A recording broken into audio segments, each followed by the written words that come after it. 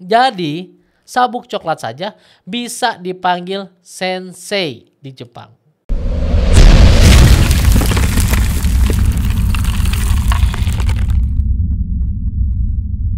Salam Osmania, kembali lagi bersama saya Ricky Muhtar dari OS TV. Nah, saya sudah lama sekali ya kita tidak berbicara seperti ini atau tidak melakukan podcast ya, mungkin karena kesibukan juga. Tapi saya tergelitik ketika ada teman-teman yang bertanya di WhatsApp group. Kebetulan saya punya informasi tentang itu, tapi saya belum sempat menyampaikannya secara gamblang. Kenapa? Karena saya pengen data konfirmasi dari saya ini sangat fix ya. Kalau teman-teman yang follow Instagram saya Ricky Muhtar @ricky_muhtar ya, mungkin sering melihat saya sering ke Jepang dan saya selalu menyempatkan diri untuk mampir ke Honbu Dojo, multi aliran juga. Saya pernah ke Wado Ryu, saya pernah ke Shotokan beberapa tempat, dan termasuk terakhir itu ke JKF atau Japan Karate Federation atau Forky-nya Jepang. Nah, jadi ada salah satu pertanyaan yang menanyakan kapan sih kita menggunakan senpai dan sensei yang benar. Nah, gimana? Coba Anda komen dulu pendapat Anda seperti apa, nanti saya akan jelaskan. Namun sebelum itu jangan lupa like, komen, dan subscribe supaya kita semakin aktif ya dalam berdiskusi dan berbicara di sini. Anda bisa komen juga, sampaikan pertanyaan atau ya sekedar diskusi kita akan di sini.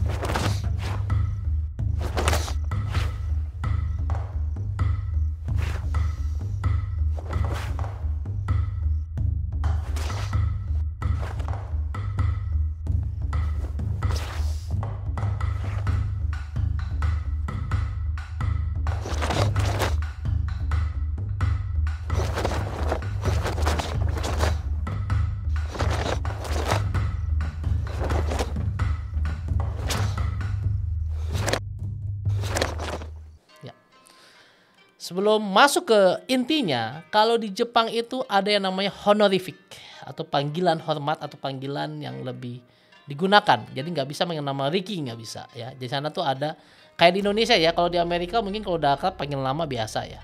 Nah, kalau di Jepang itu selalu ada akhiran. Contohnya san, Ricky-san. Pernah dengar kan Matsumoto-san gitu kan, dipanggil san di belakang. Jadi bukan di depan ya. Ada kun.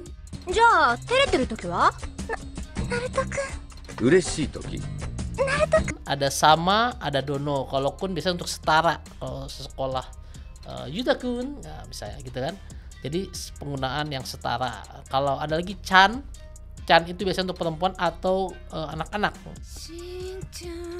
Makanya ada Shinosuke-chan dipanggilnya Shin-chan ya. Jadi Anda bisa lihat contoh-contoh penggunaan di dorama-dorama Jepang banyak sekali. Nah, lalu bagaimana dengan senpai dan sensei? Nani?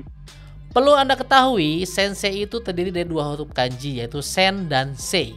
Nah, sen ini punya kalau berdiri sendiri punya arti lain, yaitu saki atau lebih dulu gitu ya. Nah, kalau sei itu punya arti lain ikiru atau umareru atau artinya lahir. Jadi dapat dikatakan lahir lebih dulu. Tapi harus Anda pahami, kanji itu tidak bisa berdiri sendiri. Jadi sensei itu kalau dua kanji digabungin jadinya dibaca sensei bacanya. Tapi kalau dipisah, sen itu bisa jadi saki, sei itu bisa jadi ikiru gitu ya. Hidup gitu kan. Artinya hidup gitu atau lahir ya. Nah, itu bisa misah itu bisa punya makna sendiri. Jadi bagi Anda yang masih suka memanggil pelatih Anda sei, pai, ya Anda bisa berhenti setelah menonton video ini karena itu tidak sesuai. Kenapa? Pertama, kalau dipisah kanjinya itu tidak otomatis panggilannya menjadi sensei itu dipisah menjadi sei, enggak. Dan lagi seperti yang saya bilang punya arti lain ya. Jadi sei itu bisa jadi artinya lain karena udah ikiru artinya kan, atau kalau ada hiragana lainnya bisa jadi umareru, bisa jadi beberapa huruf lainnya. Itulah uniknya kanji di Jepang. Jadi saran saya sebaiknya bagi Anda yang masih manggil pelatih pai, sei, stop ya, stop.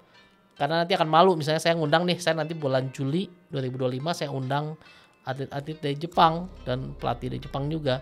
Kalau dipanggil sei, pai, minta tantangan dong gitu kan. Nanti mereka pasti akan tersinggung. Jadi stop gunakan sei dan pai untuk manggil sensei kalian.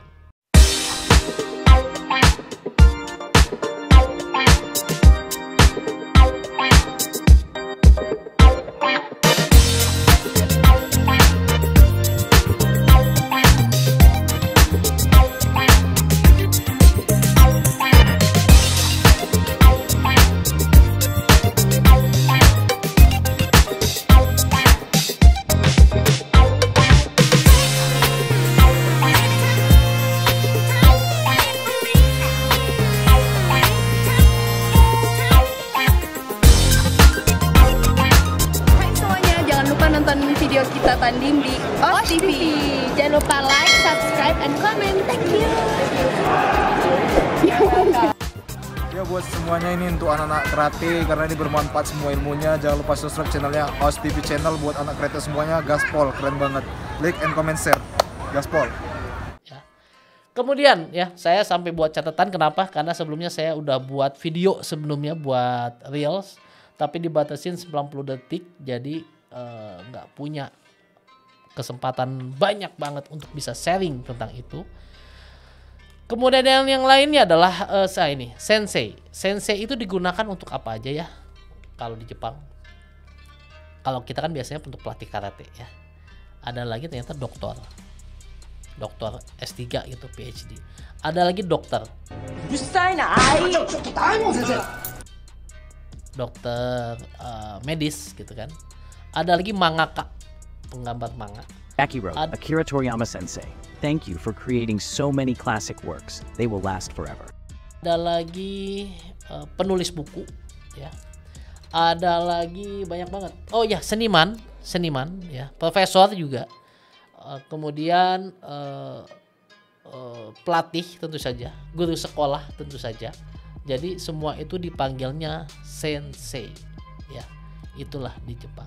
Lantas di karate bagaimana? Ya setelah saya bertanya-tanya di Jepang itu seperti apa sih? Di Jepang itu pelatih dipanggilnya sensei. Ya, Anda bisa cek sendiri Google Translator ketika sensei munculnya apa, ya. Nah, sensei itu baik dan 1 dan 2 dan 3 dan 5 dan 7 itu dipanggilnya sensei. Saya pernah menemui sensei dan 2 di Hombu Dojo saya, ya di CKS. Jadi pelatih selama dia melatih dipanggil sensei. Terlepas usianya lebih muda dari saya, kalau dia memang melatih dipanggil sensei. Nah senpai ini agak unik. Senpai itu Anda cek sendiri di Google Translate ya, tulis di komen apa. Oke udah. Nah kalau senpai itu artinya adalah kakak senior, ya. Ini biasa digunakan di sekolah. Anak kelas 1 SMP manggil kelas 3 SMP senpai. Riki senpai itu dipanggilnya ya. Kalau di Jepang kan di belakang honorificnya, bukan di depan. Kemudian kelas 2 SMA manggil kelas 3 SMA senpai. Tapi nggak berlaku sebaliknya. Kelas 3 manggil kelas 2 nggak senpai juga. Kenapa? Karena lebih junior. Nah uniknya di Indonesia selama sabuk hitam dia dianggapnya adalah senpai ya. Senpai. Jadi pernah kejadian pelatih sabuk hitam yang lebih tua, saya panggilnya senpai ya. Waktu itu ada senpai Buntaran, saya cerita nih di Jawa Timur. Senpai Buntaran, tapi senpai Buntaran menghormati saya juga ya. Jadi dia manggilnya senpai juga ke saya. Sama-sama sabuk hitam padahal kita sama-sama ujian dan bareng waktu itu dan 4 bareng-bareng kalau nggak salah atau dan 3 saya lupa. Sama-sama manggilnya senpai. Ya. Kalau secara usia lebih tua senpai Buntaran, tapi secara sabuk waktu itu kebetulan sama ya. Tentu saja kalau senior ya senior senpai Buntaran gitu kan. Nah lucunya kita saling panggil senpai nih. Senpai.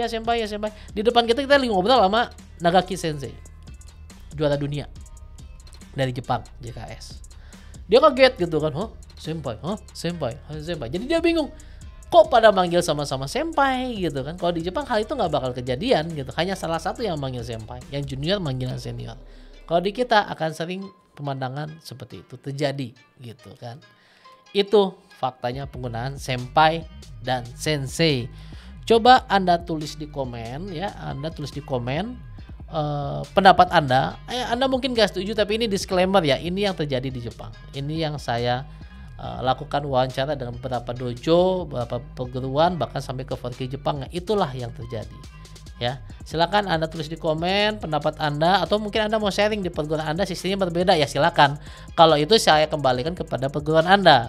Perguruan Anda mungkin punya kebijakan sendiri dalam penggunaan senpai, sensei dan shihang, silakan ditulis itu. Nanti mungkin saya akan bahas lagi mengenai shihang itu gimana sih kalau di Jepang. Nah, sebelumnya silakan Anda komen dulu. Dan oh ya, satu lagi, saya pun bertanya, kalau di Jepang nih, misal di dojo, anggap aja di pinggir kota ya, sabuk hitamnya sedikit sekali, mungkin nggak seorang sabuk coklat yang melatih di sana, karena paling senior, dipanggil sensei? Jawabannya sangat mungkin. Jadi sabuk coklat saja bisa dipanggil sensei di Jepang. Loh, gimana caranya? Ya, ini faktanya. Sekian dulu dari saya. Jangan lupa like, comment, dan subscribe. Stay safe and healthy. Os.